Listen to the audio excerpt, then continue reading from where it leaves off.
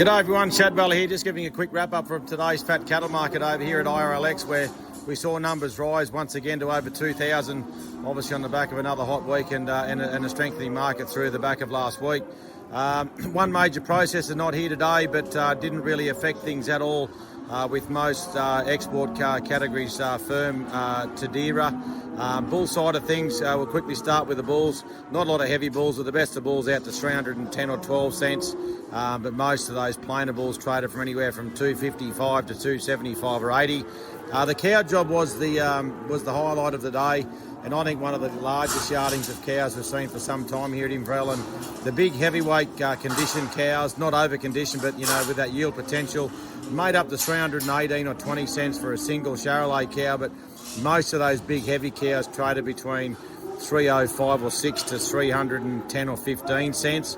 That next cut down, you're still talking heavy cows, but just not quite that yield or condition. They still traded for anywhere from $2.85 to $3. The good heavy trade cows, similar story, fully firm on the back of last week, anywhere from 275 or 80 out to 290 odd cents.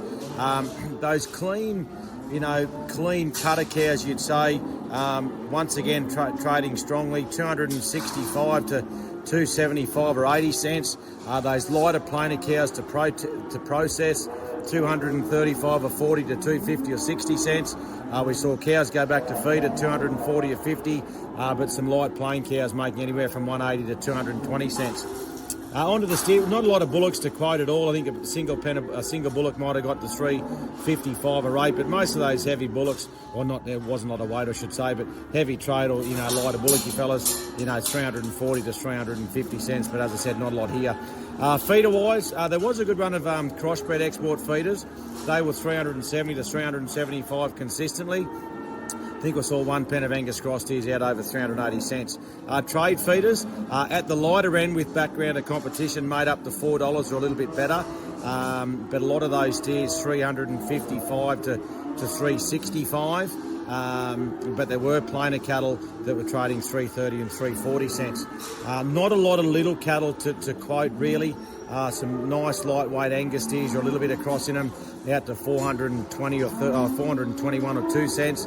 But even those heavier weight wean or young yearling types, autumn calves, you'd say, out to, up over $4 for 300 plus kilos, so quite firm there.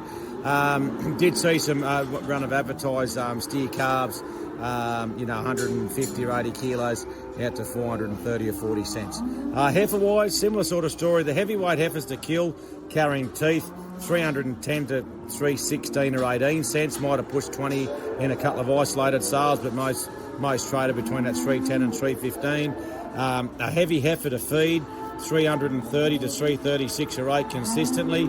A trade feed up, similar story if they were good and typey, 325 to 330, but a lot of secondary types, 310 and 15.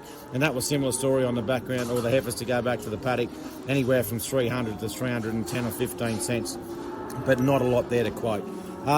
Once again, a few heifer calves, veal calves, you'd say, they were out to 330 or 40 cents, but not a lot of weight there at all. And you'd say overall there was subdued restock of competition on the back of a hot week, and conditions deteriorating quickly. Fingers crossed the rain's on the way.